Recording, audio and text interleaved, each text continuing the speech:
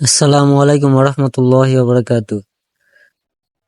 তো প্রিয় দর্শক ও বন্ধুরা, বিশেষ করে আমার আত্মীয় স্বজনদের বলতেছি যে আমার ছোট ভাই রোহিত ও তার বাসার কয়েকজনের হোয়াটসঅ্যাপ আইডি হ্যাক হয়ে গেছে এবং তারা বিভিন্ন জনের কাছ থেকে টাকা পয়সা চাচ্ছে।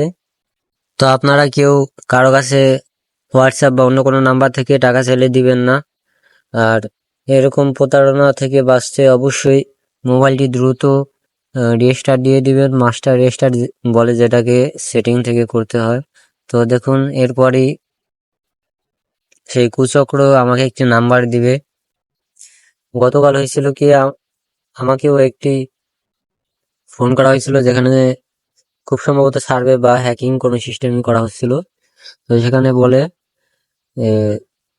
আমি বিকাশ থেকে রিচার্জ কেন করছি না। তো এইভাবে তারা 30-40 সেকেন্ড বা তারও বেশি সময় নিয়ে কথা বলে। তো আমরা বিভিন্ন মাধ্যম থেকে জানতে পারি যে 30 সেকেন্ড কেউ যদি ফোন দিয়ে কথা বলে তাহলে তার মোবাইল অটোমেটিক হ্যাক করা সম্ভব হতেও পারে। এর মাধ্যমে তারা এটি হ্যাক করে নিছে। দেখুন সে কি বলে, টাকাটা পাঠালে ইফতারি নিবে, তাড়াতাড়ি পাঠিয়ে দে।